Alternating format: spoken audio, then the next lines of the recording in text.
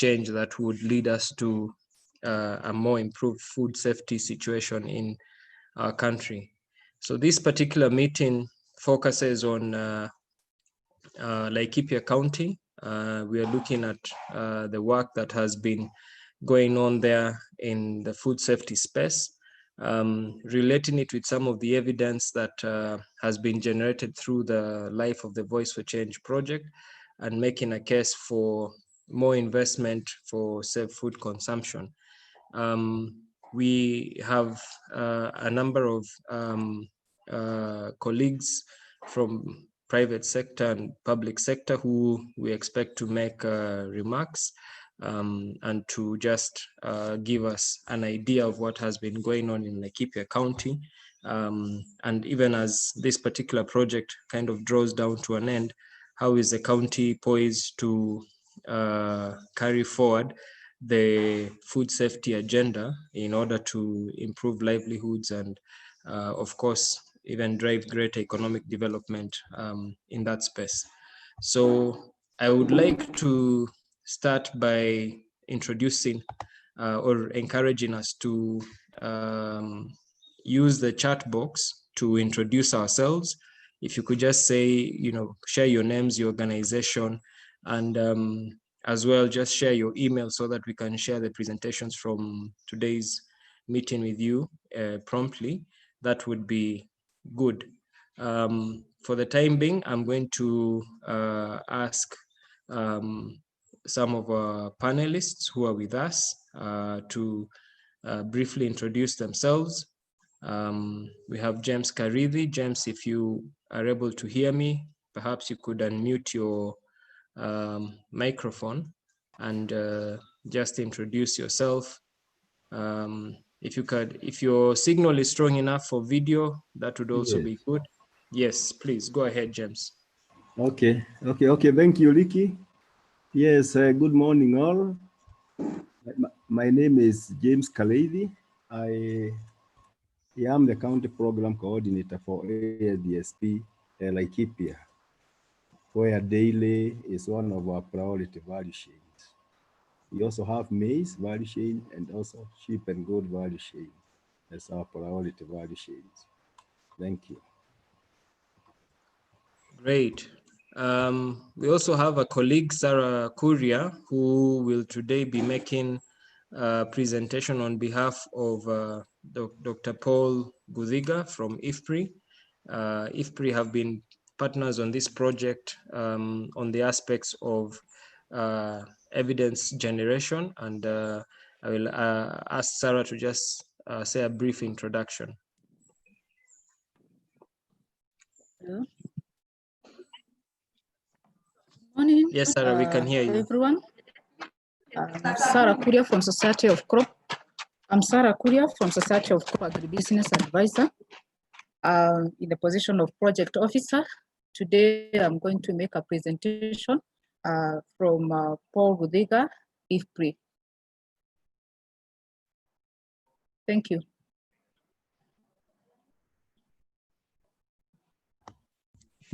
Thanks, Sarah.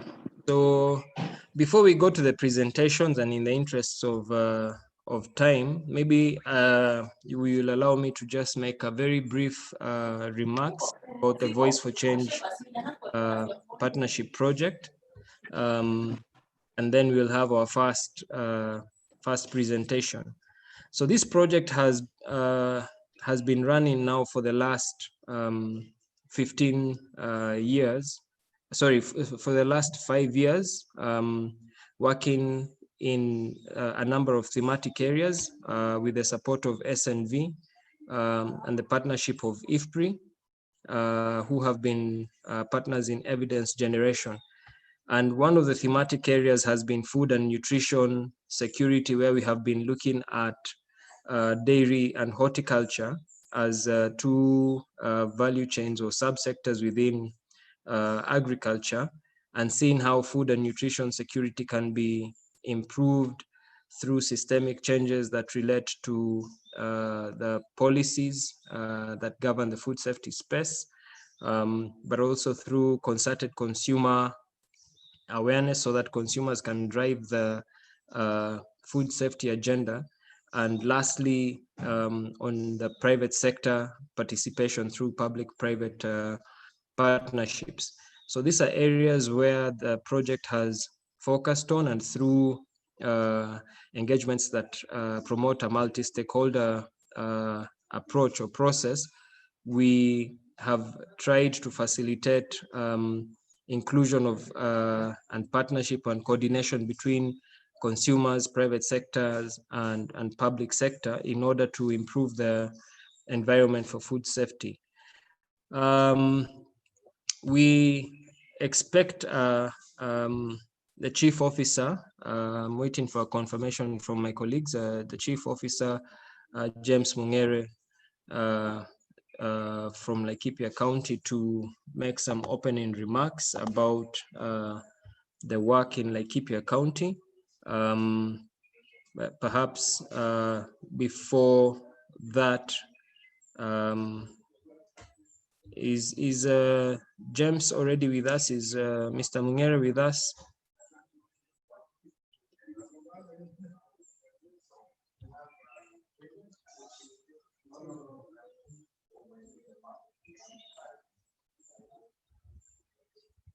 Okay, he seems not yet to have joined. He will join us a little later, but in the interest of time, I would want to start by welcoming Sarah Kuria to make her presentation.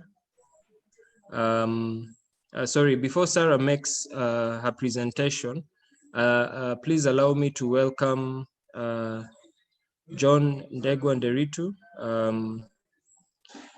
who is also joining us as a representative from private sector. Maybe John Ndegwa, you could just unmute the mic and just introduce yourself briefly so that our audience is familiar with you. Thank you. Yes, my name is John Ndegwa Nderitu. I'm not from the private sector, but I'm from the county government of Laikipia, the sub-county public health officer, Laikipia West. Thank you.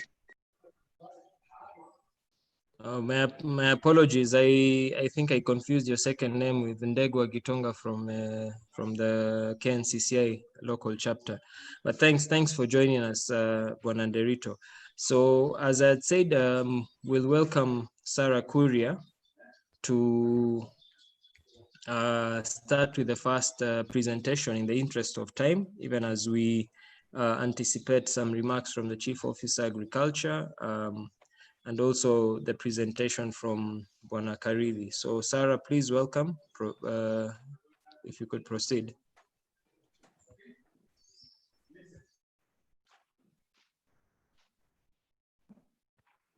Okay, good morning once again, good afternoon and good evening for those also following us through YouTube and other channels. First is to apologize on behalf of the Chief Officer who will join soon. He's consulting with the CEC Agriculture in the meantime, but as he joins, he will make his welcoming remarks. Again, sorry, I thought John Ndegwa is Gitonga, but we also have Moses from KNCCI with us. Maybe he will talk with us later. For now, I'll go straight to the presentation. Sarah and team. Good morning.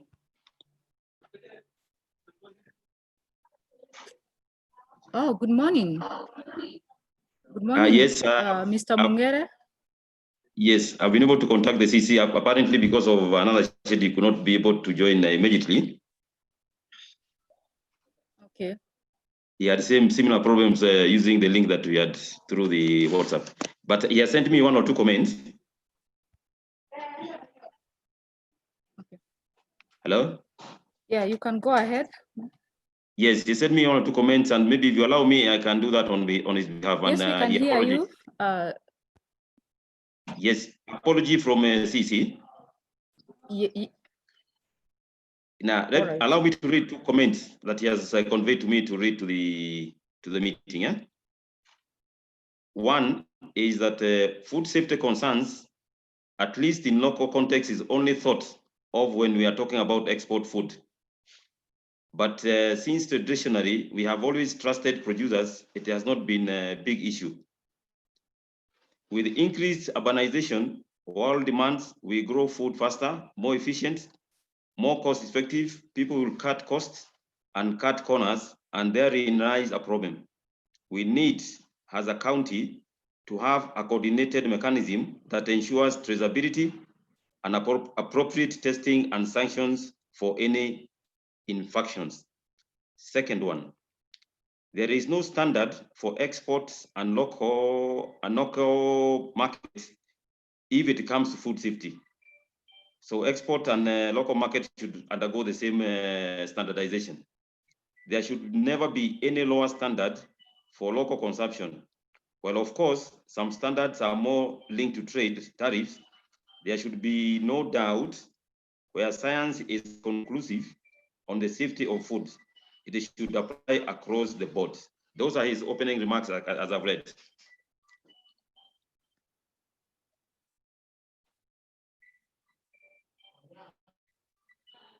Hello, you together? Yes, Bonamngere, we are together. Thank you very much for those opening remarks. So clearly the issues of food safety and the need to bring the focus back to domestic and within our different contexts has been clearly outlined, and that's a pressing concern and something that we will explore through this particular forum. So again, I'll just take us back to Sarah so that she can take us through the presentation on behalf of Dr. Guthiga from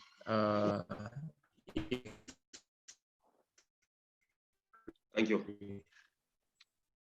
Welcome, Sarah.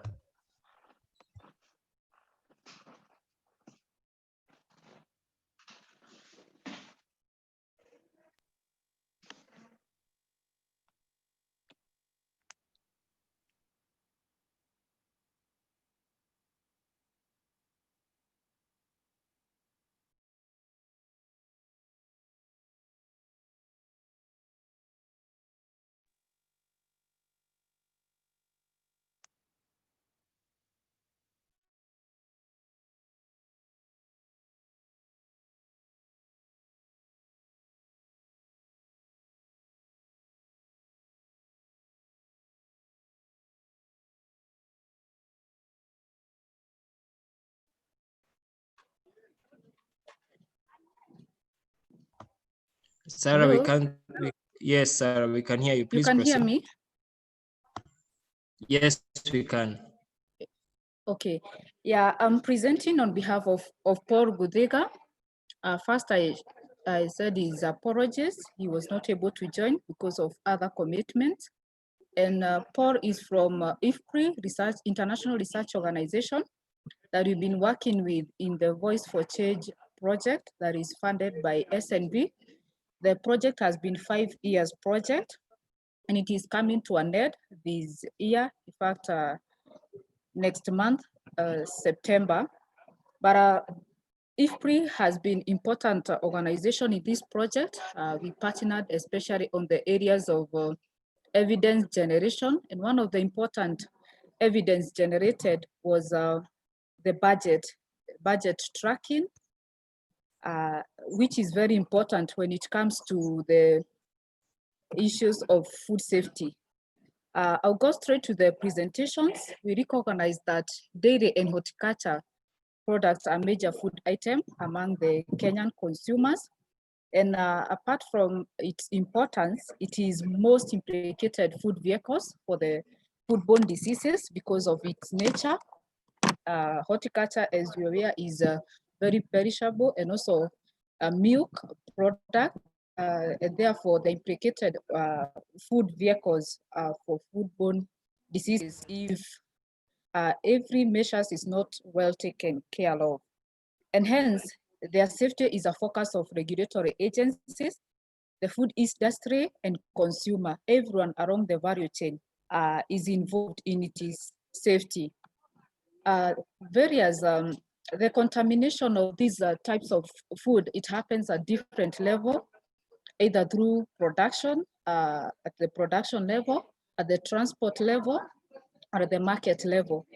And at the production level, it's as a result of poor hygiene, use of poorly composed animal manure, especially on the horticulture crops, and then excessive use of pesticides, and for the animals, non-adherence to the withdrawal periods when you use medicine.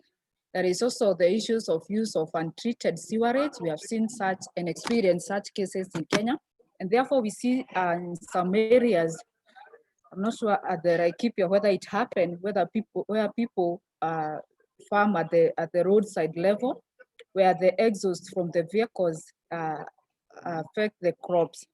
There is also during transportations, especially when using open trucks, sometimes contaminated bags, the habit of using fertilizer and then using the same to pack our crops. There is also the container that we use also to pack the milk that can also lead to contaminations of such food. At the marketing level, the issues of poor hygiene, there is also selling along walkways in most of our markets because of the lack of the infrastructure, good infrastructure, especially for the small business traders. And therefore, sometimes the issues of waste management that lead to selling next to waste heaps at our market level. And all these lead to contaminations of our food that are then sold to consumers. And this is why it is very important to have public intervention on the issues of food safety, because food safety is characterized as a public good, and where individual producers, they lack the intrinsic incentive to control the food safety hazards. And sometimes there is even lack of information or information asymmetry, where the buyers and sellers, they don't disclose every information about the product. And sometimes, as the chief officer, through the opening remarks of the CEC have said, the lack of traceability that leads to information asymmetry, because the buyer doesn't even know where the produce come from, what chemicals were used, and therefore when the sellers, when the buyer is buying, the seller doesn't know. So there is that issues of information asymmetry, and there is also likely the investment in food safety by private actors. Therefore, the public sector should enforce food safety through establishing standards, control, investing in infrastructure, and enforcement of the standard and policies that are in place. Therefore, to do this, public resources must be budgeted for and utilized, and that is the role of the government. The government needs to put in place budget and also implement the same to ensure that there is a food safety. And therefore, in this project, we did the budget tracking to track how much the counties and the national government is putting for the food safety. And one thing we know is that insufficient investment is one of the reasons for an optimal of food safety achievements. Where there is no budget, the issues of food safety cannot be achieved. And therefore the issues, the activities, the initiative in the food safety cannot be implemented without the budget. And therefore budgets are very important. Then tracking and monitoring public spending in food safety is also essential for the government, that is national and county. And these bring accountability and also commitment of the policy makers in the budget, through the budget. In the Voice for Change project, tracking of expenditures on food safety that we did for dairy and horticulture, it was identified as one of the integral parts for evidence-based advocacies to the county governments and national government to put up the budgets that will be able to implement and ensure and improve the food safety at both levels.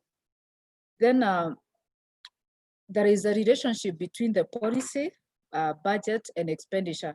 And these investment in the public policy or in the food safety, it shows the political will and the commitments of the policy makers, and this is reflected in the budgets and the actual expenditures. So there is that relationship between the policies, having the policies, and also having the budget to implement what is in the policies, and also expending the same. It's not just a matter of having a policy, but also having the budget and expending the same to ensure that there is improved food safety. So in the project, we identified and we tracked various budgets at the county level. And this process was multi-sectoral because food safety mandate is domiciled in different ministry and different regulatory agencies. And therefore we had to look at the Department of Agriculture because the production issues of food safety are there. We also had to look at the health sector where the consumption issues, the issues of the consumers are well mandated at those at that department, and therefore and the other department was trade, where the issues of marketing, the issues of transporting lies, and they have such mandate to ensure food safety at all those levels. And therefore we looked at the different, because the budget has a cycle. From the formulation of the budget, were there activities that are concerned of improving food safety that were put in the budget during the formulation? And then what was approved? Was that budget approved in the improvement of food safety? And therefore execution at the implementation level. And therefore we need, as stakeholders, we need to be involved at all levels of the budget cycle, from formulation, budget approval, budget execution, and even budget oversight. And this is what we are looking as the project, working with the IFPRI, that are there budgets that have been put in place to ensure that there is food safety at the county level and at the national level. As I said earlier, there is that link between policy, budget, expenditures, and therefore we took the tracking process. And I'll go straight to the methodology that we used for tracking the budget, because we have seen it's important to have the budget to implement any policy that we put in place as policy makers. And the private sector has a role also in the budget process and also budget tracking. And this also will help in improving the accountability. So I'll go straight to what we are able to do. And food safety is multi-sectoral. That is typically health, agriculture, trade. There is also water, and sometimes environment is also part of the food safety. And then we did an examinations of all the budgets and the different departments. And we are able to identify there are some specific interventions for the food safety, and there were others which were indirectly related to food safety, but they were sensitive to food safety. So we're able to look for different activities that are in the budget. And for those that are sensitive, we had to weight them. We looked at the both program and sub-program. I hope most of the people relate on how the budgets are made. Therefore, there is a program and sub-program. And also we're able to assess whether activities are food safety specific or sensitive. And for those which are sensitive, we had to apportion a certain percentage that goes to food safety. We were waiting about what percentage of these budgets, if we say extension, and these we could only work together with the stakeholder at the county level. We worked with the stakeholder at the county level of Laikipia, and also looking at the policy statement that were theirs. And we were able to weight, mostly it was going up to 10%, 12%, what was going to food safety.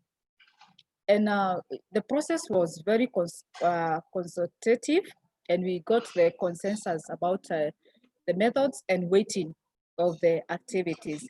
And the people involved were CSO, civil society, organization, private sector, and the county government officials, both at the national and the county level. Though we had various challenges, because one of the limitations was the coordination challenges, difficult to achieve the consensus on what to include, on what budget to apportion to food safety issues. And also there was also technical challenges and also correction challenges of the data, especially where some years there was a lag behind between the actual expenditures and also the audit reports. But all the same, we were able to do something. I'll be able to give an overview of the graphs and the data that we did. Then we used the advanced Excel, that is a pivot table, to come up with the analysis of how much different counties are allocating the food safety. This is, you're not able to see the table that is there, but these are different counties, the spreadsheet for food safety relevant sectors. That is the sector of agriculture, trade, and health. And then data for each year, it's also indicated in this table. Yeah.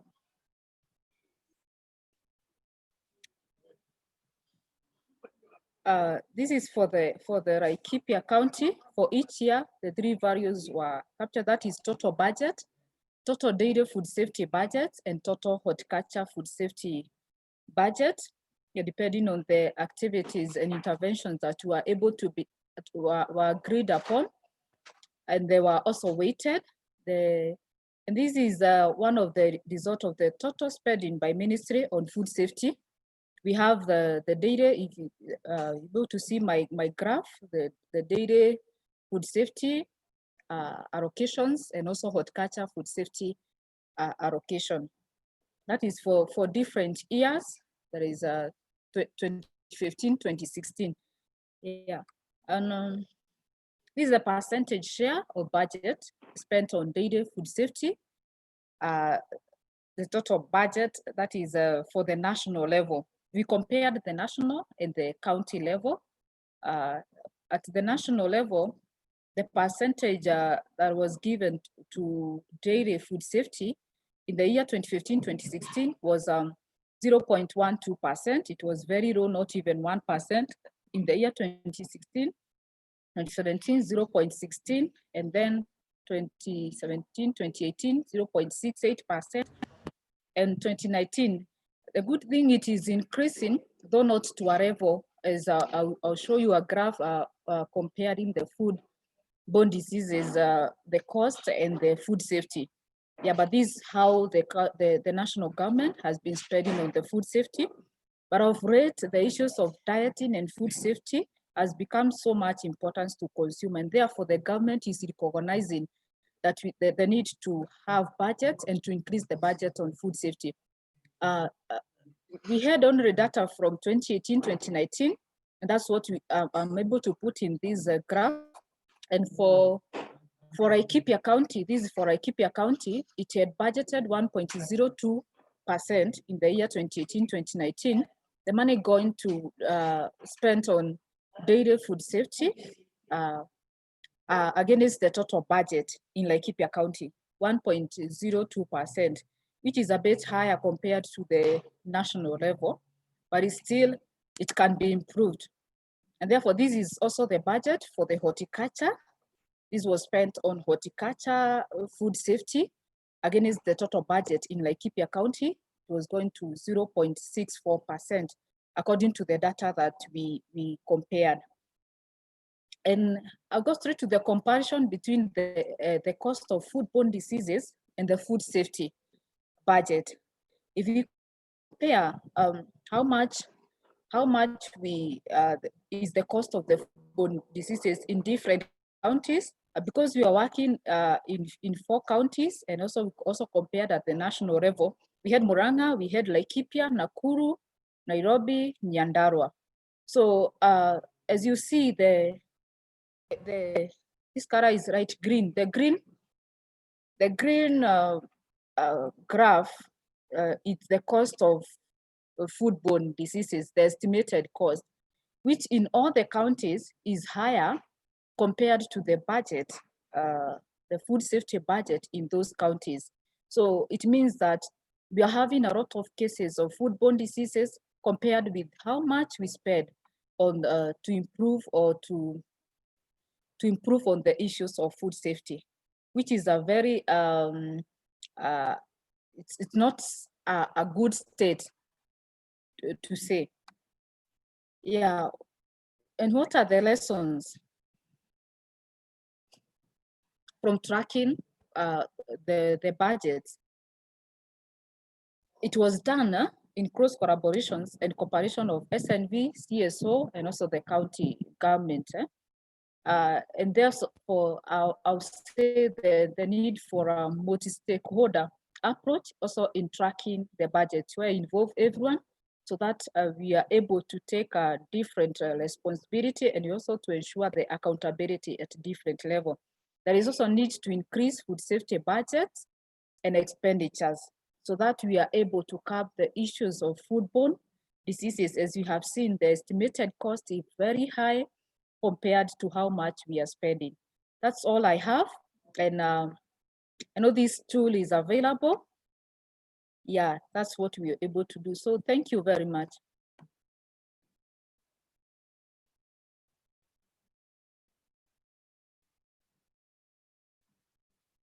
Ricky, back to you. Yeah, thank you. Thanks, Sarah, for that presentation.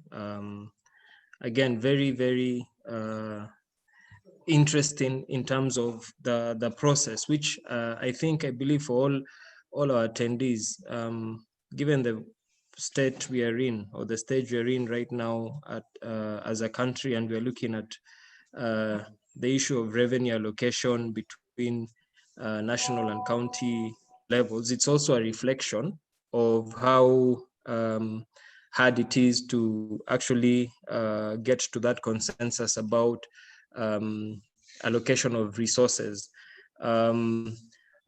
Sarah, maybe as just a brief comment, because we've had this issue discussed even in the previous meetings.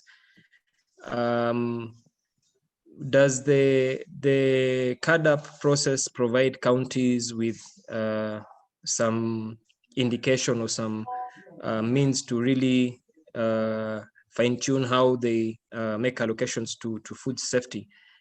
Maybe you could make a comment on that. Then as we welcome Bwana Karithi to make his presentation, we could hear more about how that is being done at the county.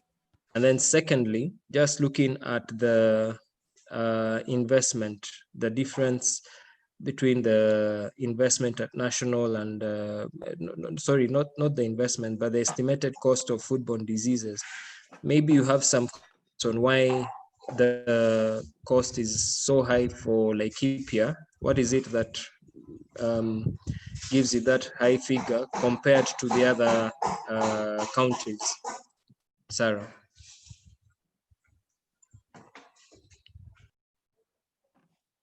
Okay.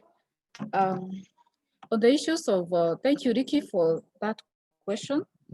On the issues of the allocation to food safety, as I said, the issues of food contaminations happen at different levels. And therefore, we have to look at it holistically at different level. If it is at the production levels, because we are aware of the issues that can affect the food safety and the food quality. So if it is the issues of extension that is needed, we allocate a certain amount to ensure that farmers are aware about which chemicals to spray their crops, and therefore we put a budget at that level. And when it comes to the issues of transportations, we require some infrastructures, the cold chain sometimes, and sometimes even cleanliness, the issues of hygiene.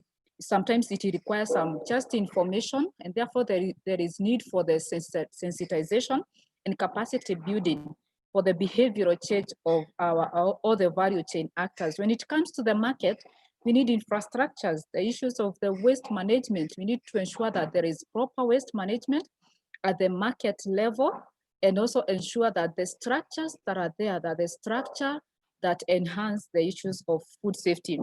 At the processing level, the same. We need to look at the issues, and also the issues of inspection. We need to look how, as the county government, we are inspecting our crop, we have maybe the laboratory issues. Our inspectors are well aware about the issues of food safety and how to tackle these issues. Are they funded at that level? So it's a holistic way of looking at things, because it cut across the whole value chain. And then the other question was why the cost of estimated cost of foodborne diseases is very high at Laikipia compared to other counties. Yeah, like Nyandarua and at the national level, at the Nairobi, Nakuru. Mostly, I know Laikipia is known to produce a lot of horticulture crops and also dairy. When you look at the production, even these counties have different production of these important food, that is dairy and horticulture. And I think that is also one of the reasons, because a lot of horticulture come from that areas, and therefore, if the higher the production, maybe the higher the issues at that level. And that's why we are seeing a lot of foodborne diseases. The issues of MLL, they're also very high, maybe. I think maybe we can hear also from the counties who are at the horticulture department, why also they also think that it is very high at that level. But I know is that Laikipia, they produce a lot of horticulture, they also produce a lot of dairy products. I hope I've been able to answer your question. Thank you.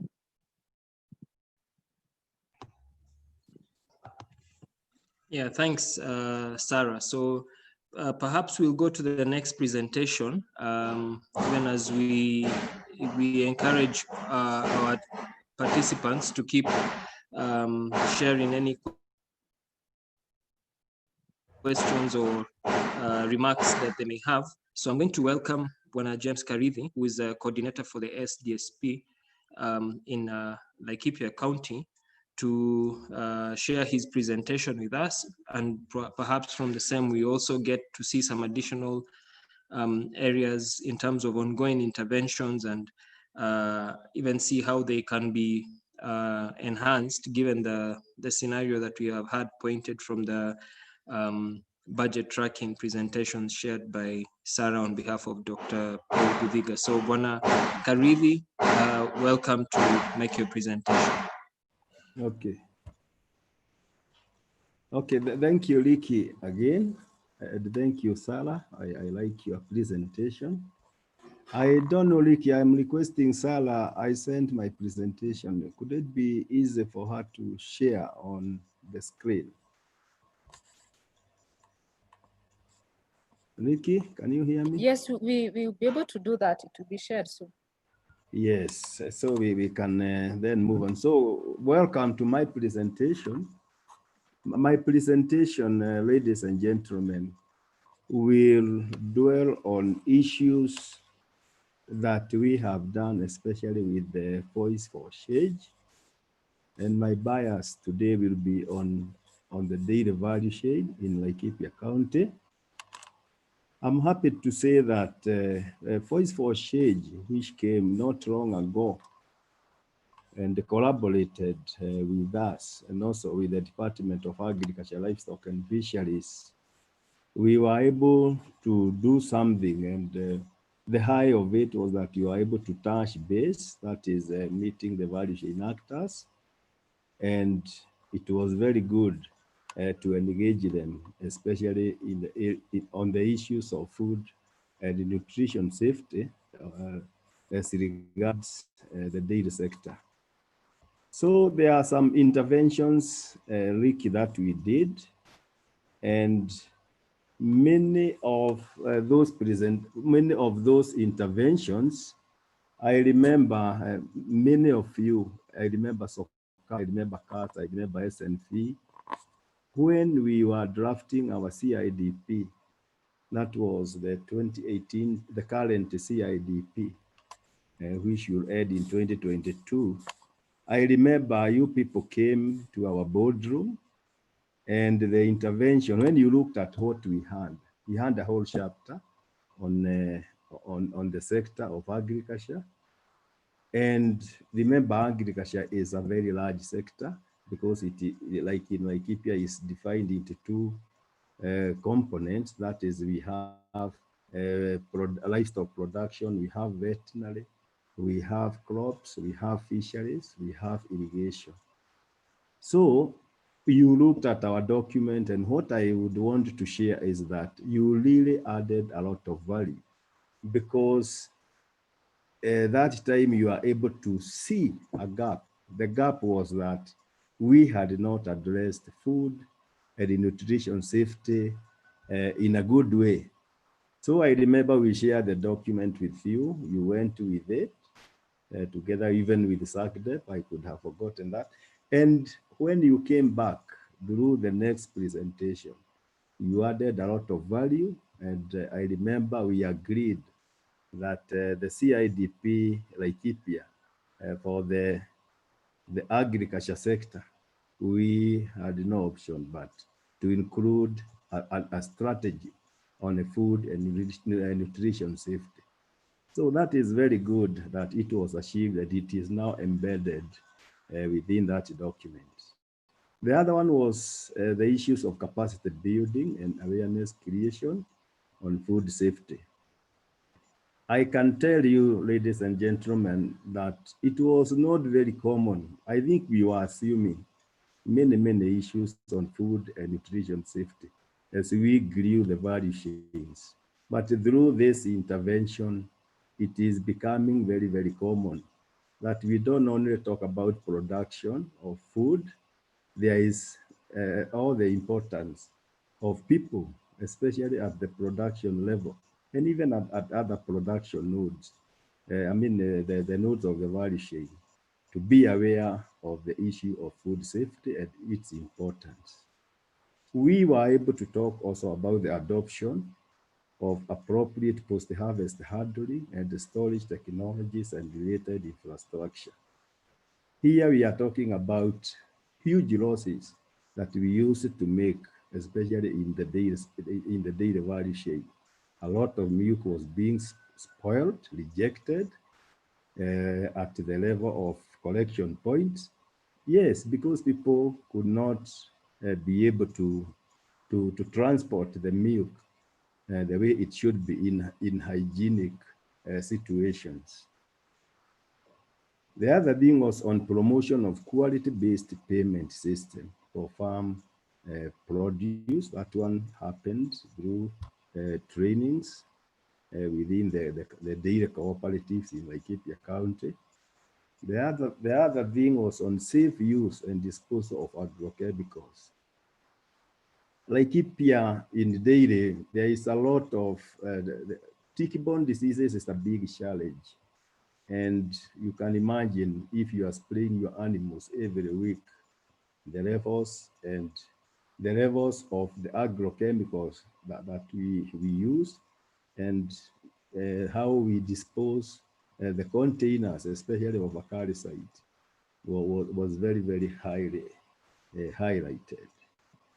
So we were able to meet and to capacity build cooperatives. I want to name a few, like Murada, like Solio, and Tigidi. We were able to train them in a classroom situation, in a very interactive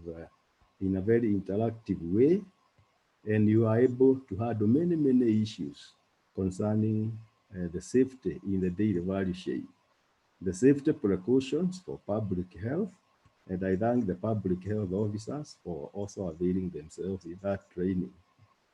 So you are able to talk many things, including what has been ignored for a long time, the proper disposal of agrochemical containers.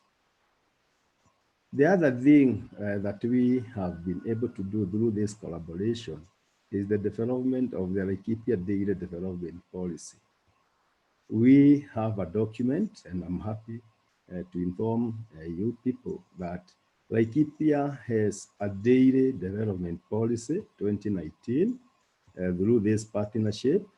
The document is ready. The document is with our acting CECM, Mr. Jenga Kahelo, and we have been, and I would want to also use this forum to request I wish he was here so that he can really take it to the cabinet so that it is discussed, where our county CEO, that is our governor, and even our DGAs, so that it can also be taken to the Laikipia County Assembly.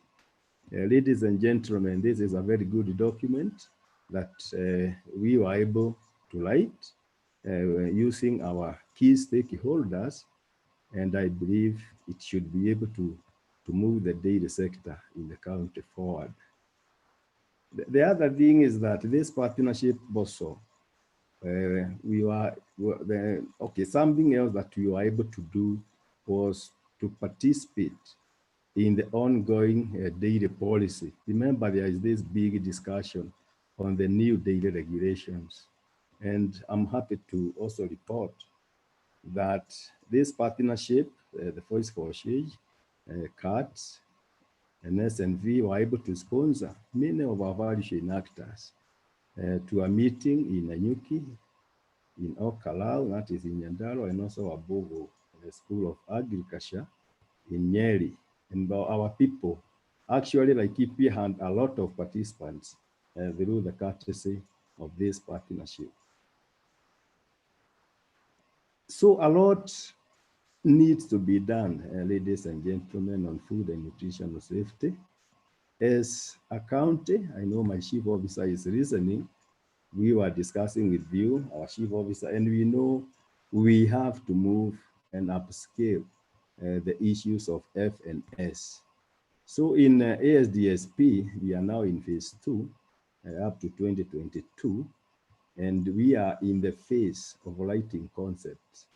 So we already have a dairy concept that a draft that we have submitted to Nairobi.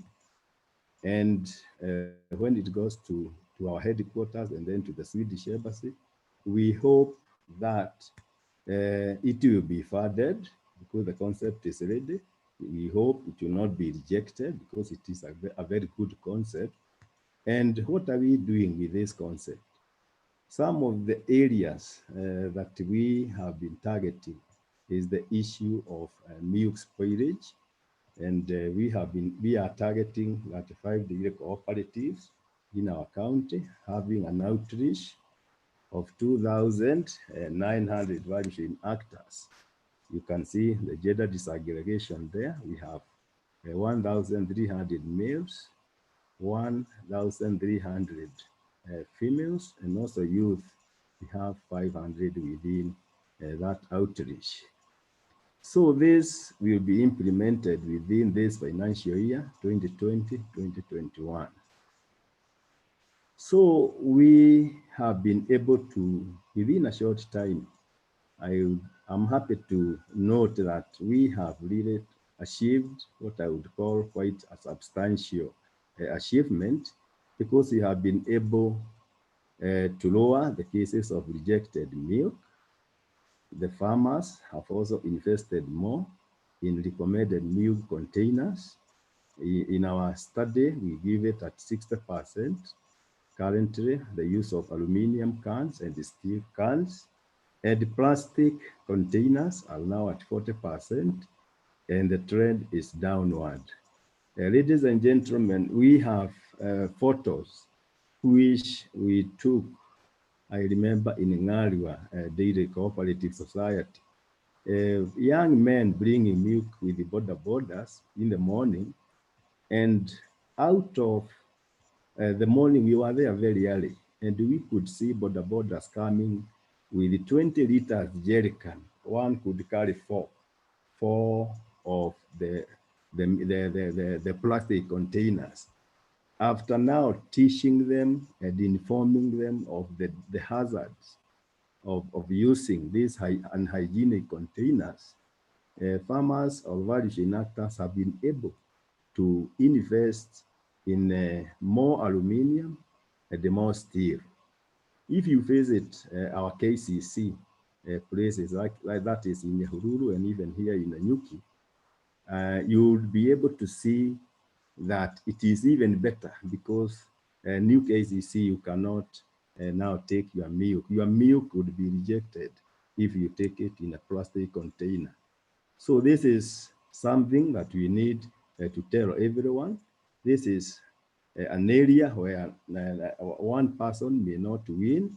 We need to do it ourselves as extension officers from the county. And also we need our collaborators. Our collaborators are many people like the Voice for Change, like the Kenya Data Board, the Naivasha Data Training. We need to talk the same language so that we can continue to lower the level of the milk spoilage. So it is also our hope that FNS, or Food and Nutrition Safety Focus, will continue to attract more attention by all the stakeholders. So I think this is my small presentation, and I would want to end by this mantra that I like so much. It appeared in our last webinar, and it makes a lot of sense to me that FNS is everybody's business. So thank you so much. That is what I have. Asanteni.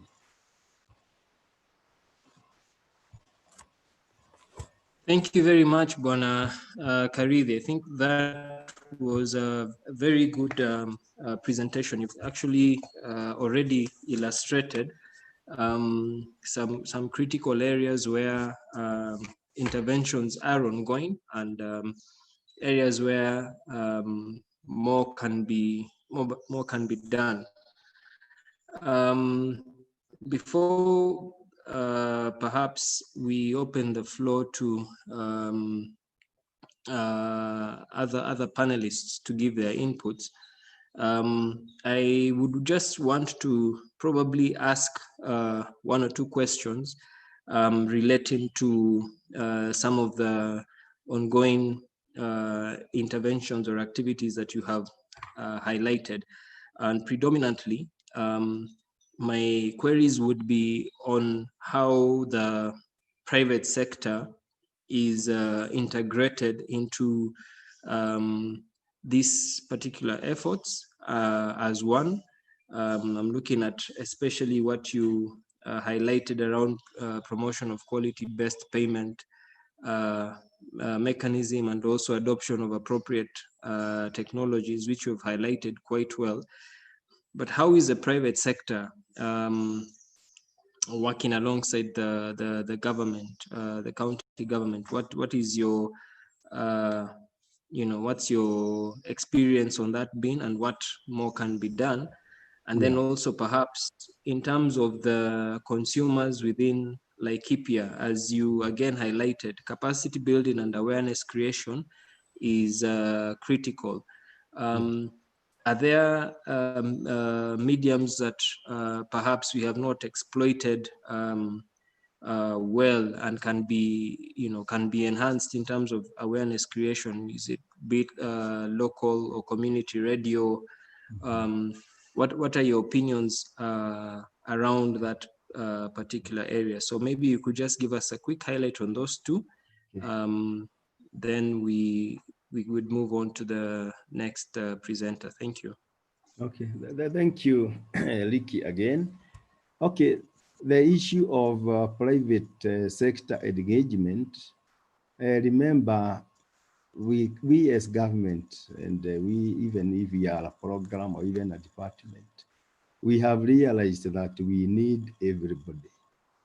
We need to work with everybody, especially when we build, like, for example, the data value chain. We have local radios, like I know we have Radio Sawanga, and more are coming. This radio, the good thing about these radios is that they, like now, that one, 99.0, has an outreach within the whole of Laikipia.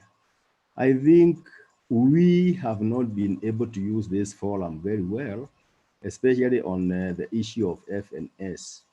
Okay, we have used it especially on weather. We could sensitize people through Radio Sawanga. Sometimes we were able to do that, and it was very interesting to get the value chain actors and other experts from the METI department, talking about what is expected and the mitigation measures that they were to take. I wish and I believe this is an area we need to exploit. We need to talk through our local FM.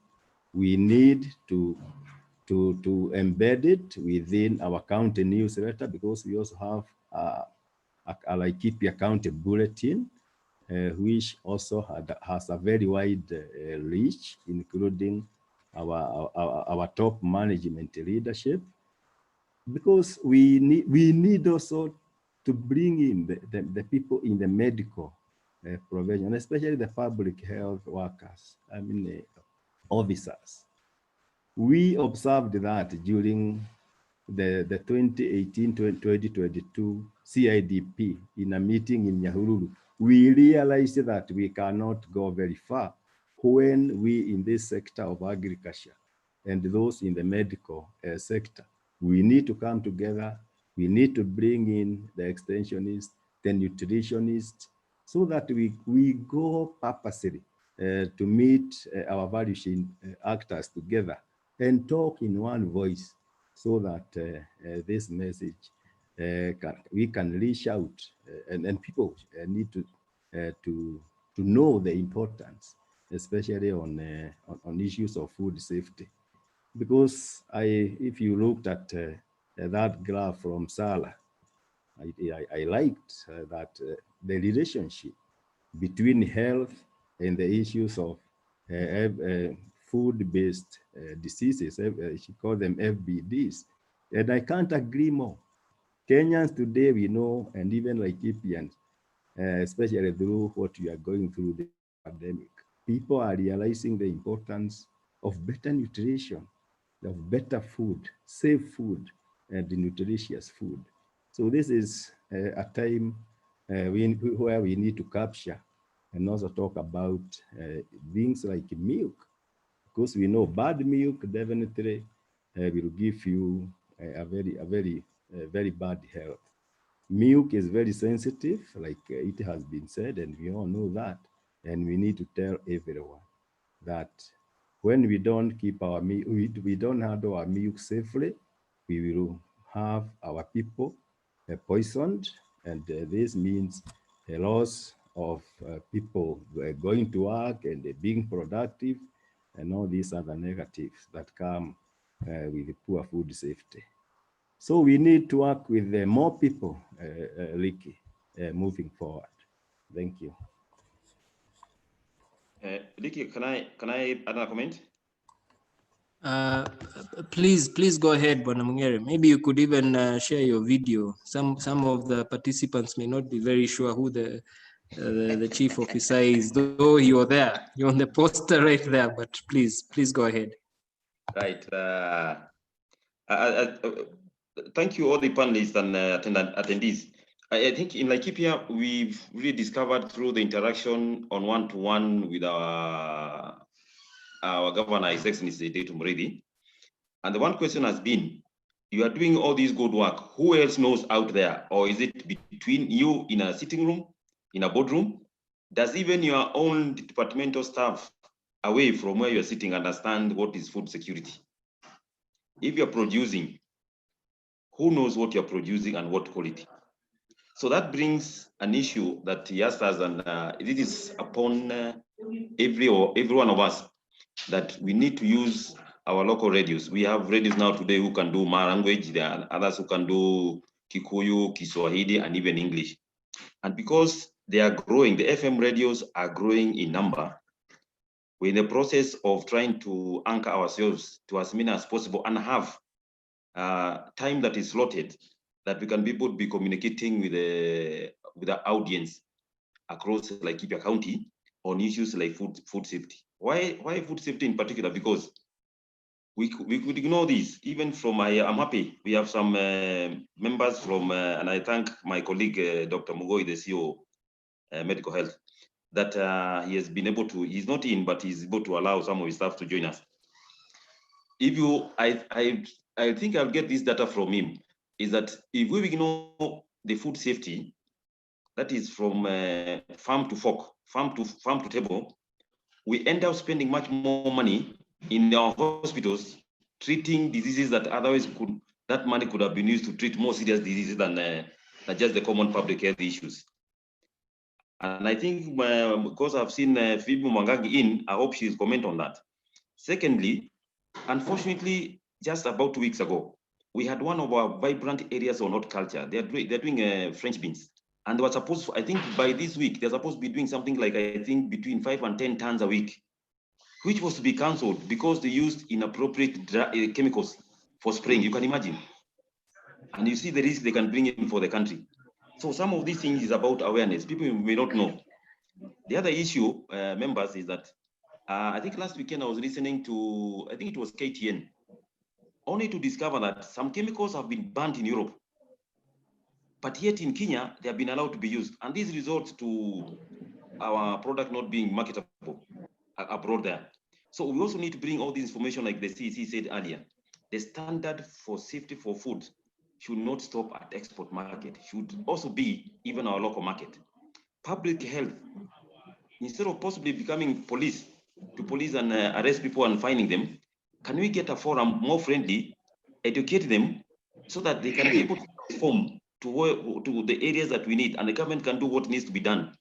Create marketing organization, create groups of these people so that we can have an entry point. So that, as Ricky is asking, how does the public private sector becomes in? Private sector starts now from there. We let them organize them to small groups, small cells that we can enter into. When they go to our market, we know we are talking to organized group. One of the reasons also what you find in, like you had said earlier about why is Laikipia having so high. Number one is that, okay, we are expanding. Sometimes because of the exponential, because of we have opened a lot of water, we're calling water for production. So many people are coming in to do horticulture. So many actors are coming in, and it's going to be a bit difficult to even get to organize these people. So that has opened that kind of a scenario. But all in all, we don't want to call it a challenge. We want to call it an opportunity, so that we're able now to bring in chemical companies. We want to bring the consumers or consumer organizations. We can sit and bring sanity and well-being for anybody who is going to consume our dairy or horticultural crops from Laikipia. Thank you.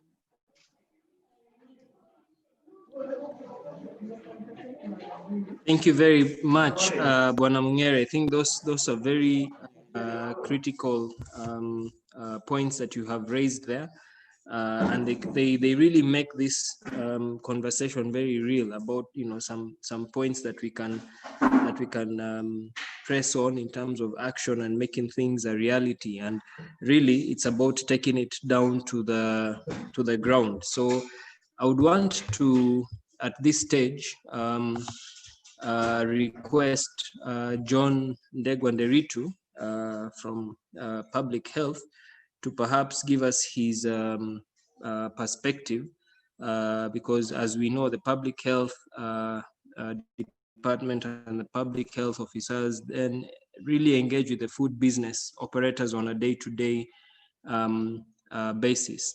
And over the last period, what has been the trend? Because we are seeing developments. I think we've seen legislation that is being developed to provide guidelines for hawking as a formal business. And we do wonder, when you have especially street vended food or food business operators who do street vending, what investments need to be made, especially on issues of hygiene, to ensure that we do not have contamination of food that maybe even got to the vendors without any contaminants, maybe even free of pesticide contaminants. But in the process of being vended, we do have the risk of microbial contamination. So Bwana Nderitu, if you could perhaps just give us some highlights,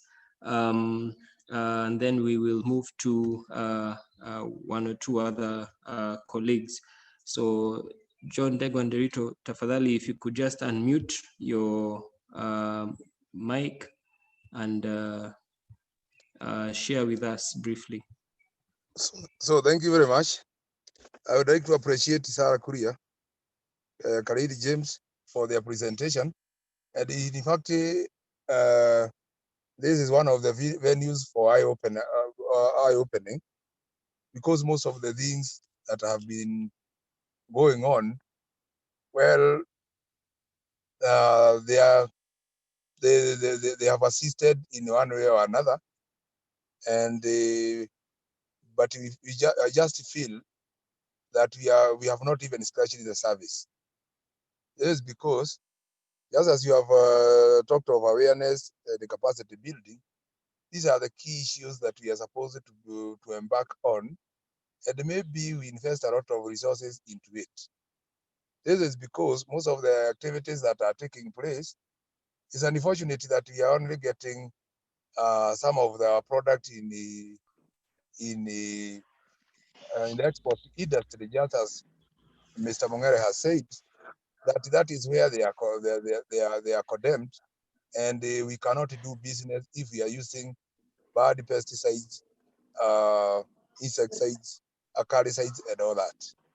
I would like to appreciate, as much as we are having COVID-19 as a pandemic, it has also assisted so much when it comes to improvement of hygiene, and this is because we have involved everybody on board in a multi-sectoral approach. But just as we have said, we require to do a lot, especially when it comes to sensitization of the community members through all the forums that we feel that they are there, that we can use them for sensitization of the community as to the dangers that they are coming up with in terms of food safety. May I give a little comments of some of the issues that usually happen, and maybe they have never touched the attention of anybody, apart from maybe a little sensitization in the radio stations like the Sawanga FM, in Kinamba, and maybe Dayo, where we have used that venue to sensitize the community. Like in the tomato industries, I'm very sure if they were to go for export, none of them would be passed through, because you feel that most of the insecticides that are used at that level are not, they are dangerous for human consumption. For example, if one of the horticultural, if one of the tomato farmers wishes to sell his produce by tomorrow, he will only go back 2 days, spray his tomatoes, and in 3 days they are ripe. That is one of the dangers that we have when it comes to that tomato industry. I've also realized when it comes to wheat, beans, in these areas, whereby they make them dry very fast, whereby you can feel that maybe if they have not followed the natural process of maturing, there must be a lot of dangers involved in it. In milk industry, the use of hydrogen peroxide for the purpose of preservation has also bring a lot of dangers, whereby if you use hydrogen peroxide and you test it after 6 hours, that hydrogen peroxide will not be found anywhere, but the milk will not go bad within a short time. The maize industry, whereby dry maize is usually mixed with the other damp maize, whereby we fear that there must be aflatoxin, and these things which are coming. These are some of the things that are coming up. When it comes to carrots, the use of hormones in terms of for making them to grow faster and increase in size are also challenges that we are getting in the field. Just as the presentation of Mr. Kaledi, it is very, very, very key when it comes to involving everybody on board, so that each one of us can take part in the prevention of food and nutritional safety, because some of these things cannot be done by one department, and more so, it is very, very, very key when it comes to the political backing in terms of prevention and in terms of prevention and the control. Because most of the things, or most of the issues when we talk in the political realm, mostly you usually talk of how we are going to look for the market. But sometimes it is very, very, very difficult to look for market for products which are substandard in terms of the way they are the way they have already been grown and to the level where they are supposed to be in the market. That notwithstanding, we have done our very best when it comes to control of food hawking, which is also one of the issues that is coming up very strongly, whereby food hawkers are removed from the towns, and at the same time, as much as we know, there is a very hectic time whereby the economy is poor, but the health of the people is the one that comes as the most important thing that we are supposed to take care of. But we are also saying that it is important that when we have other actors that are coming in to assist us in the lower administrative sections, like maybe the sub-county, it is very, very, very key to consider testing kits, and also to make sure that we have the opportunity also to collect these samples, taking them to the laboratories, whereby we can know where the situation as we have it on the ground. And at the same time, we have also to consider other areas like the judiciary, whereby they are also supposed to be coming in handy.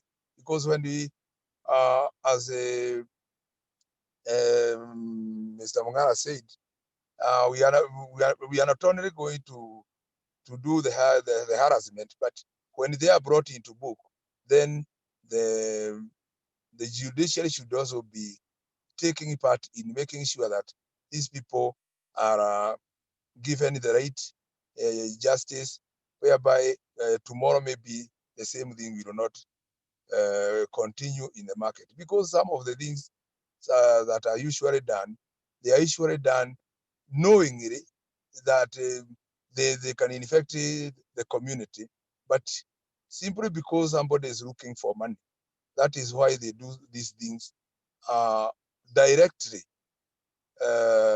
which will later direct, in fact, create a lot of health problems, and whereby the health the health sector is going to use a lot of money to solve these issues that should have been solved from the very beginning if everybody was put on board and we are not working in isolation. Otherwise, I'm happy to hear that Laikipia is showing some improvement. This is not because not because that Laikipia is having a lot of problem. It's only that a lot of sensitization has been done in Laikipia, and a lot of work has been done in Laikipia to be in the forefront to see that there are some challenges that are being covered that maybe are not covered in other counties. And thank you very much.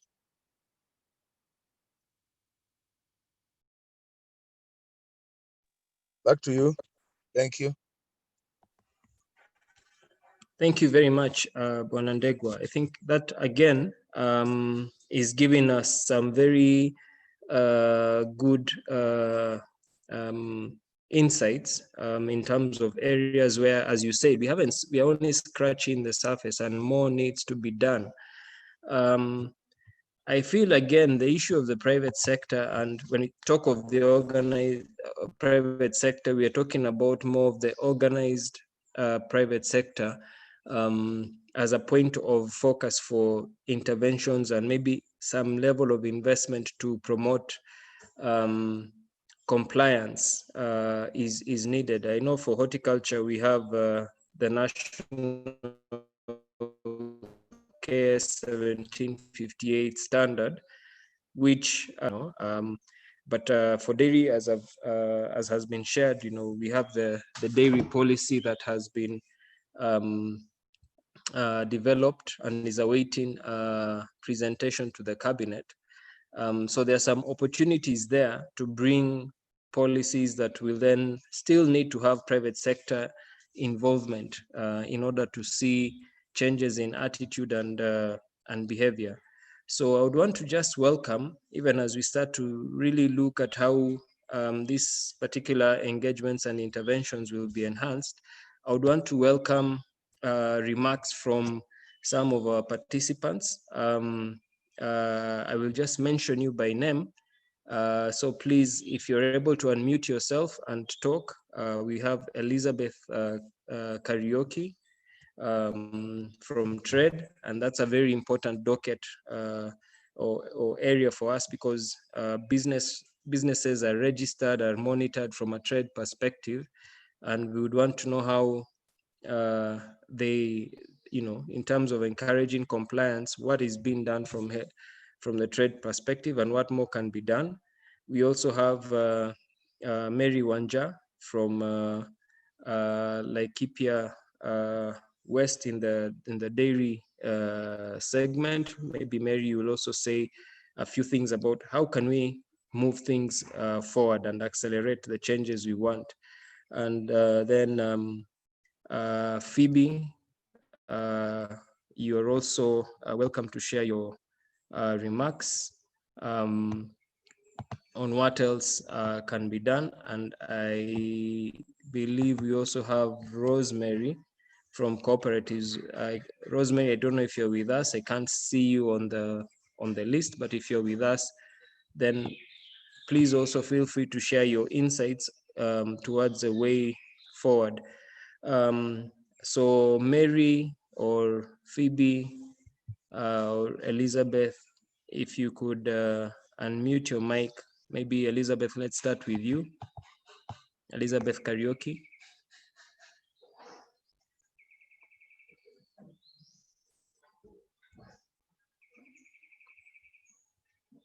Okay, as you wait for Elizabeth, then Mary Wanja.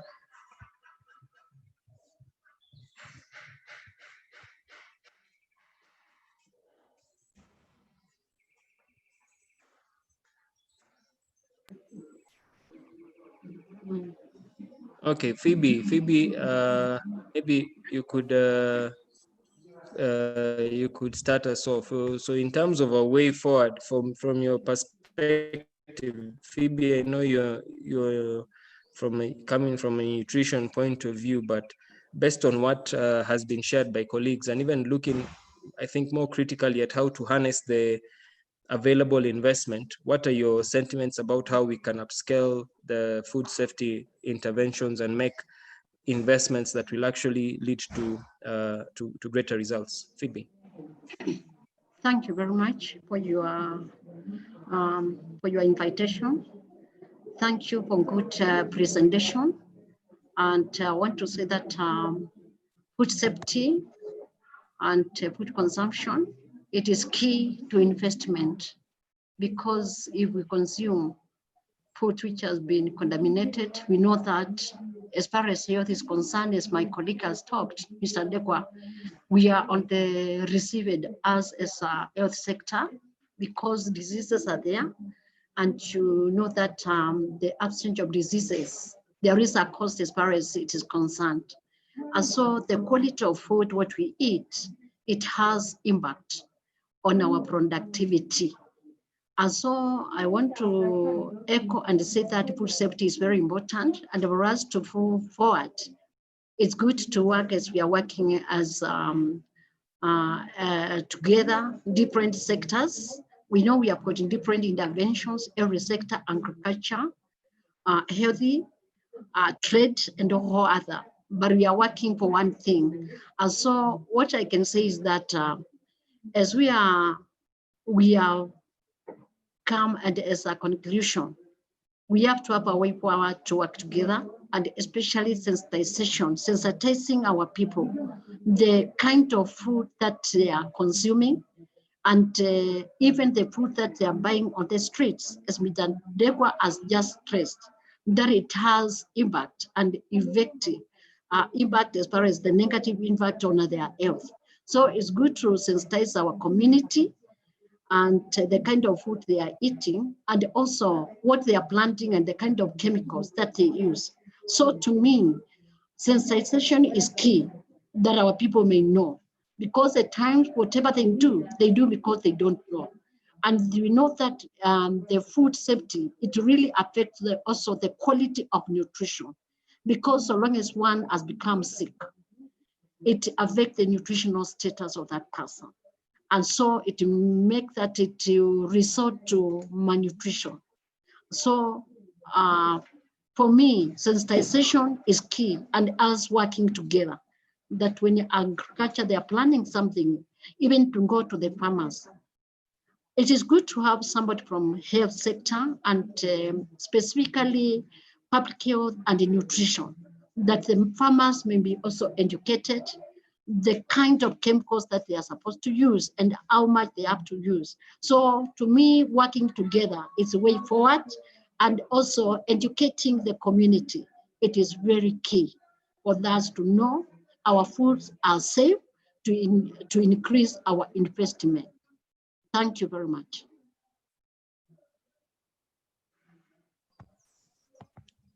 Thank you, Phoebe. So Phoebe's sentiments, I think, put more emphasis on awareness creation, which we've seen there are even mediums that have not been exhaustively used, but need to be considered.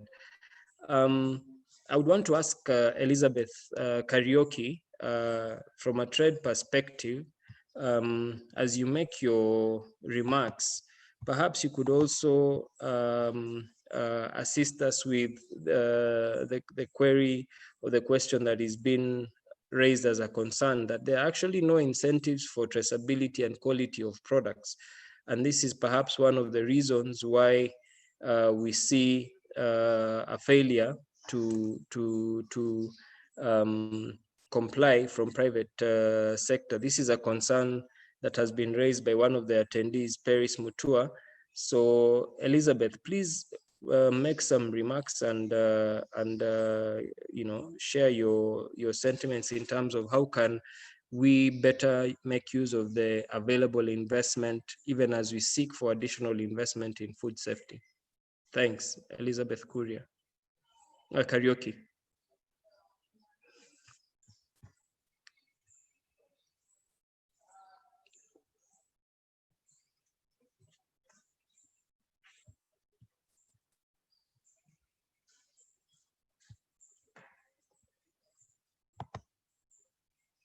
Elizabeth, I don't know if you heard me. Are you able to unmute your mic and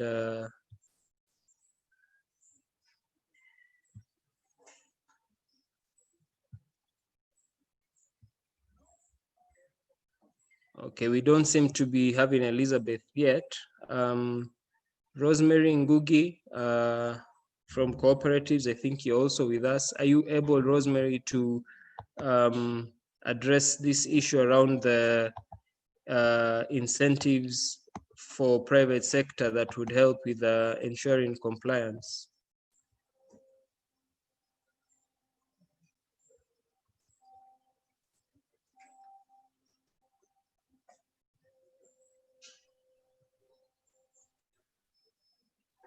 Rosemary, go ahead. Hello. Hello, Yes, we you can hear me? Yes. Thank you for the opportunity. And I'm glad to have joined this discussion. It's actually very educative from my end. As far as the incentives are concerned, I might not be in a position to comment on that, because that is purely on a trade issue. But what I would want to say is that we are trying to address the issue of differentiating pricing when it comes to dairy products, differentiating on quality and health issues. We have not yet gotten there, but we are in the process of trying to implement that. That's what I can say. Hello.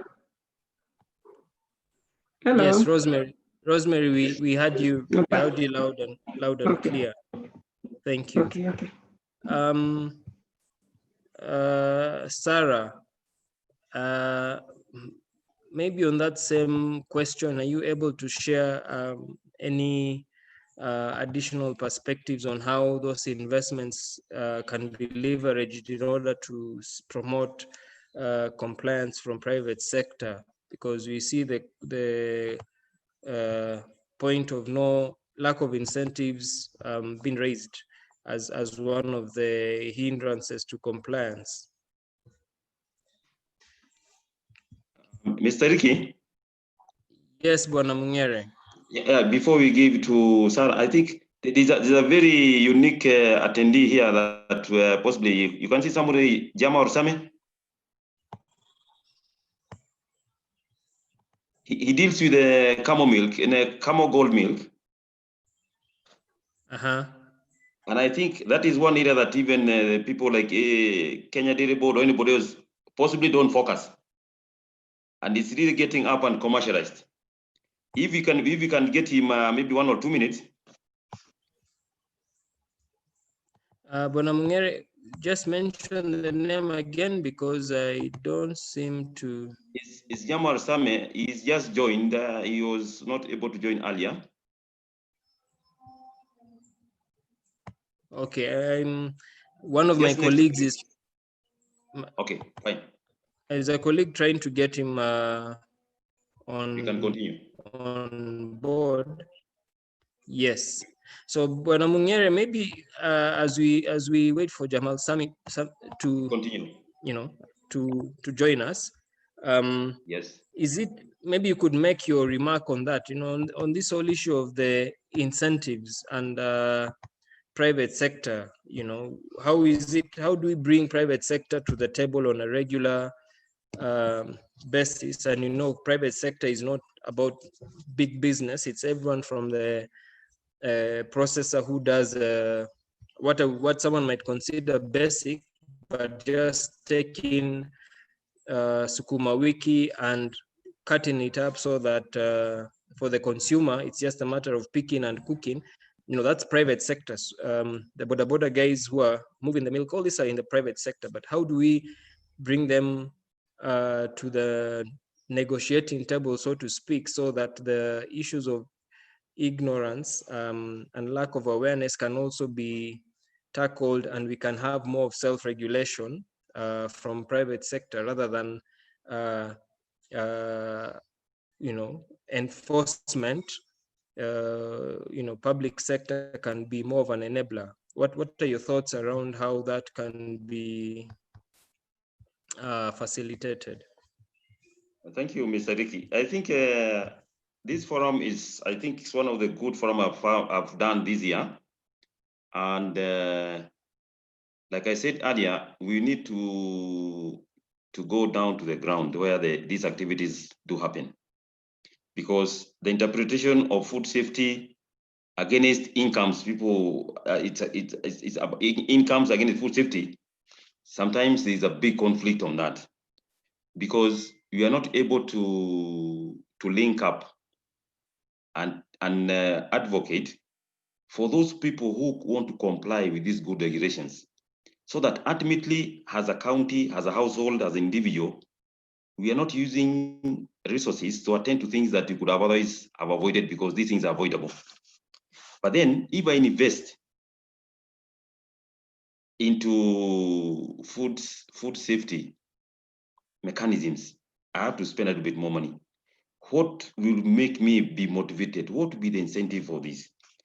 What me and my few of my colleagues we have been looking across, and even some of the producers, is possibly we need now to get out and get the message in a way that it is consumable, it's not complicated, and let the consumers and the producer understand that we have champions, and say getting products from this area, from this kind of farms, from this kind of stalls, from this kind of marketing structures, from this kind of things, it is good.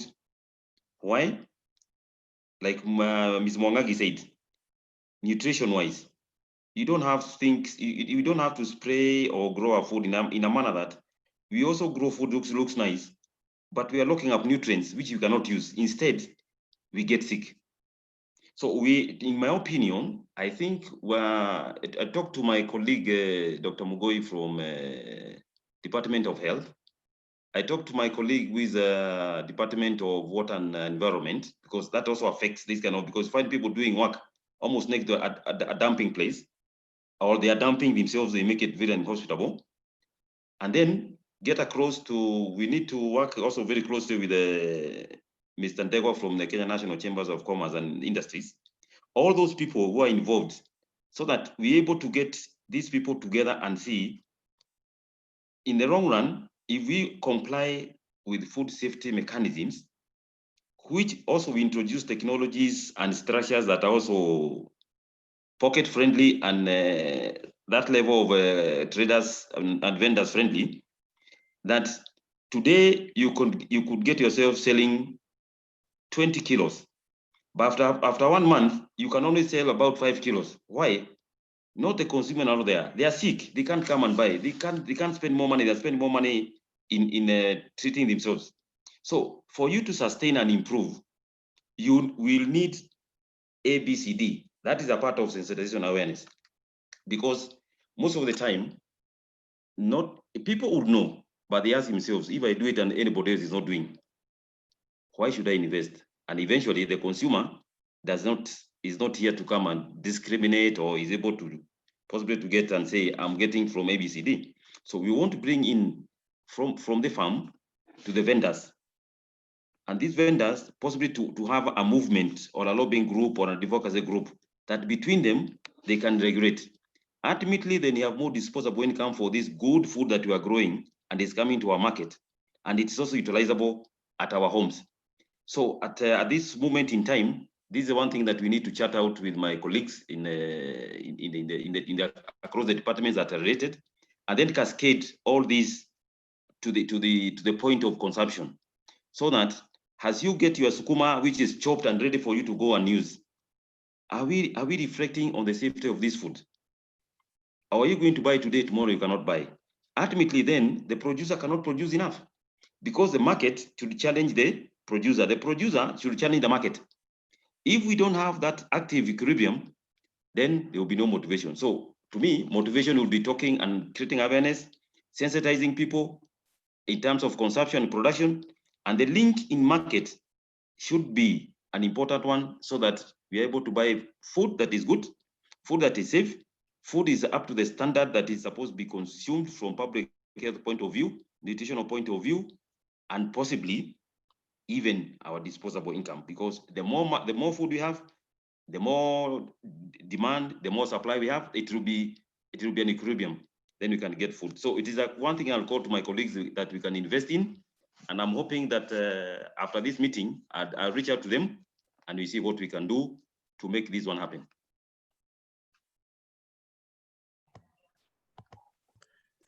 Thank you once again, Bonongere. So I think we've had this is kind of coming out very, very strongly from this particular meeting, that we can actually start to tilt the scales in favor of the kind of changes you want to see by being more targeted around sensitization and consumer awareness. I think this is what is described as a push-pull mechanism, so that we are not just relying on legislation and policy to create the favorable environment and compliance, but we are also then making consumers very, very critical to the success of the use of those policies and guidelines by private sector. And it's good, yeah, the mediums have been pointed out that can already be utilized, and the aspects of breaking some of these complex messages to very, very manageable bits, so that the audience is able to then make the right choice in terms of what to do. I think that's a very good takeaway that we have, that we can already work with.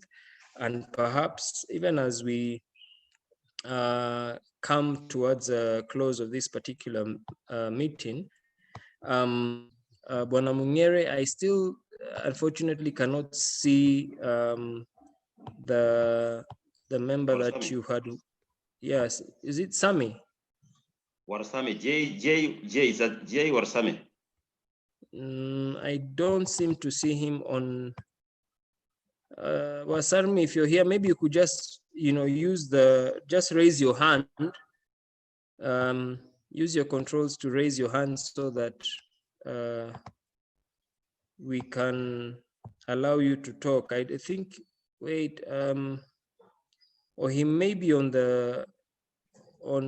a panelist. But Bwana Wasarmi, if you're able to unmute your microphone, kindly do so, and feel free to interrupt me, because I can't see your name on the lineup. But if you're with us, could you please just unmute your mic, so that we can appreciate your perspectives on this very important topic. Thank you, Ricky. You can go on. I think if he catches up, that'd be good enough. Okay. So I just wanted to because you're kind of drawing towards the close. And as I said, it's been quite highlighted in terms of some of the areas we need to really intensify the investment, and yeah, this is an area for investment, both financially and logistically. It has got many implications, just to get very targeted sensitization of consumers at different levels through the county. Perhaps we could have from the other panelists and presenters some takeaway points in terms of what else can be done to scale up the work that has been done so far. These initial investments, like the CIDP, we are seeing that it was 2018 to 2022. So we know that soon it will be coming towards a point for review. We have the dairy policy. Bwana Mungere, what is it that is pending for this dairy development policy to get to cabinet? We've got the interventions around safe use and disposal of agrochemicals. What can we specifically look forward to in the coming period, in the year ahead for Laikipia, that will see some of these particular interventions coming to light, and probably also making a difference in reducing the food safety burden for the county? I would want to start with James Karithi, just to give us some highlights on that in terms of what you see coming forward. I know you've mentioned quite a bit in terms of activities you're planning with value chain actors, but just as a takeaway from this engagement, what would be your closing sentiments?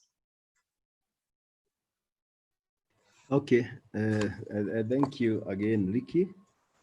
I think we need to emphasize the issue of working together. It has come out very, very strongly, even from our people in the medical. There is no other choice. In fact, the more we work together, I believe, the more we will win big. So we need to create platforms for working together.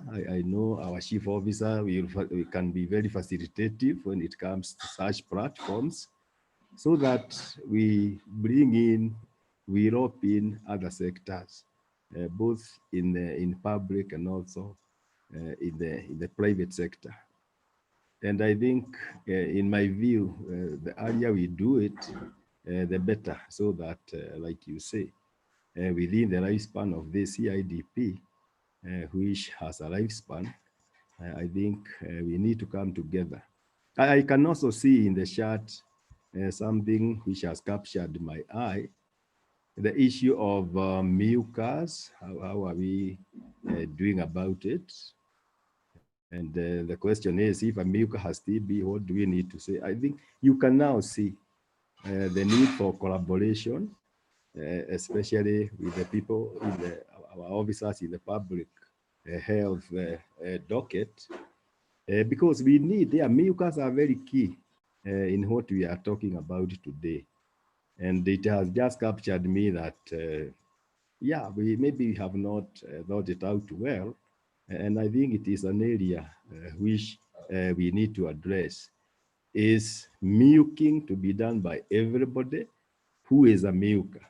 And I think, to me, this is very important, because this is one area where contamination can come in. Where you milk, we have, of course, as a department, our chief officer knows, you have been emphasizing about clean milk production, where you milk, and even the milk containers.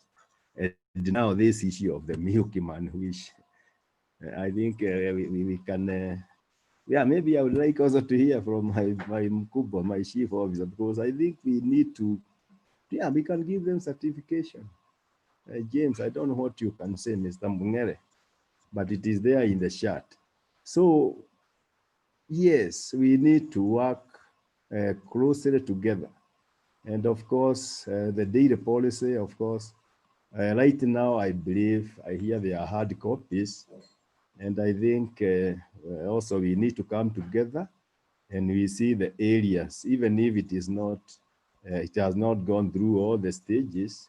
I believe that there are areas that you can start implementing. So thank you very much for the opportunity. Thank you very much, Bwana Karithi. Bwana Ndegwa, maybe you would want to share some closing sentiments. And yes, as we do that for our audience, kindly share your emails in the chat box so that we can share the presentations with you. So Bwana Nderito, maybe you could just unmute and make some closing remarks. The only thing that I would like to add has already been said, and I feel that the collaboration of all the department is key when it comes to fighting against this problem that we are having on food safety. And again, as we still need to emphasize on capacity building and sensitization of the community members. And again, we would also wish to make sure that whenever we are doing these issues, we are supposed to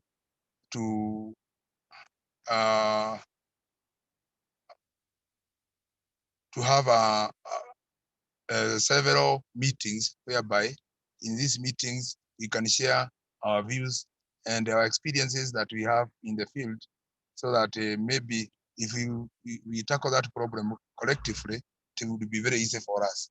Thank you.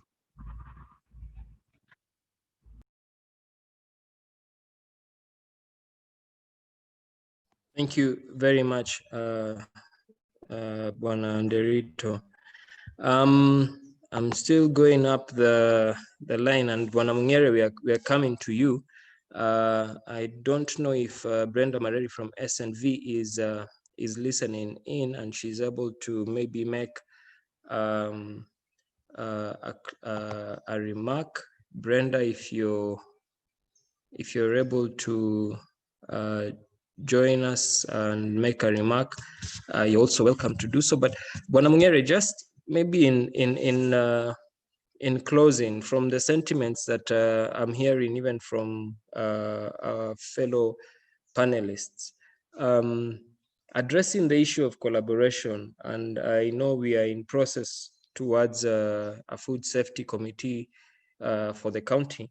Maybe you could share some highlights towards that, and even for other partners who are considering working with the county, in the days ahead.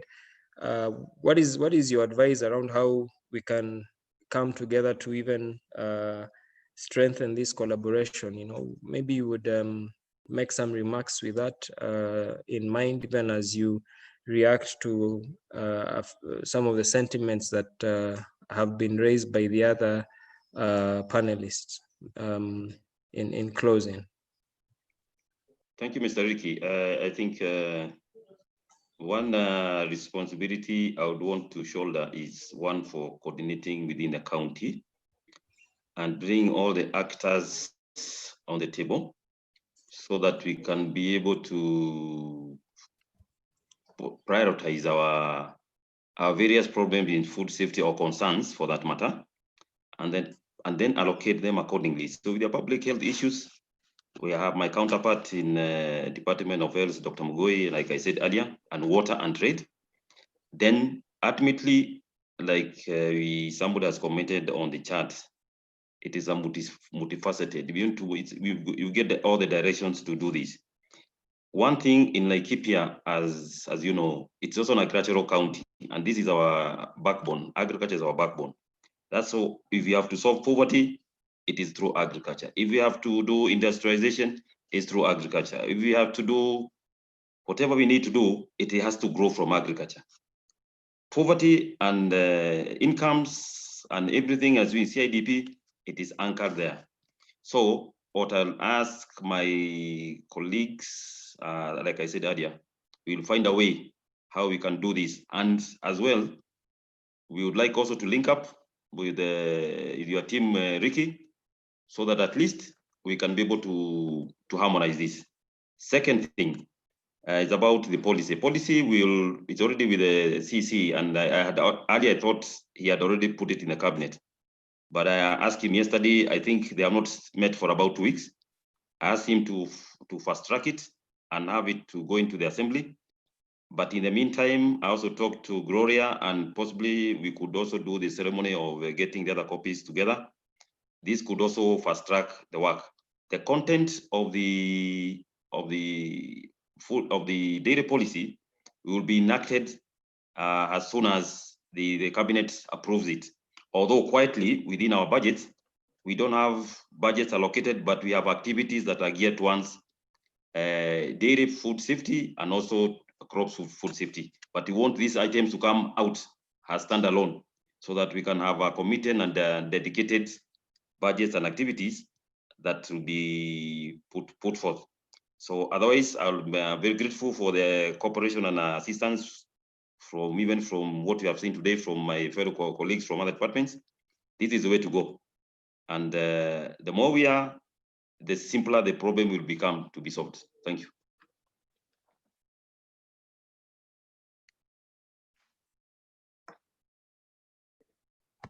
Thank you very much, Bwana Mungere. That's Chief Officer for Agriculture, Livestock and Fisheries in Laikipia County. Brenda Mareri was not able to join us, but I think I share her sentiments, speaking as a partner within this particular project, which while it is drawing to an end, what it has shown us is that multi-sectoral processes are actually critical to achieving long-term change. And we have a benefit that we have structures in place over the last 5 years that enable this particular issue of food safety to be upscaled, from the CASCOM organ, to the different working groups, to the committees that have been set up. I think we have structures in place, and as they are made inclusive and participatory, and we look at policy from a facilitation point of view, then we will see the objectives that we desire actually coming to fruition. So I would just want to take this opportunity to thank all our panelists and presenters. Thank you for sharing and making time to be with us this particular morning. It is now afternoon, but again, thank you for sharing this past 2 hours with us. Those presentations will be shared with everyone. I think we've seen the emails shared on the screen, but again, this particular webinar is also on YouTube. So we will also share the link so that you can share it with your colleagues who may have failed to participate today for one reason or another. And we can engage post the webinar on some of those specific areas of collaboration and see how to continue to upscale these interventions. So I just want to thank all of you once more and to wish everyone a good afternoon and a good rest of the day, based on where you're listening from. Thank you, and God bless you all. Thank you, Ricky, for good coordination and for lively and fruitful discussions.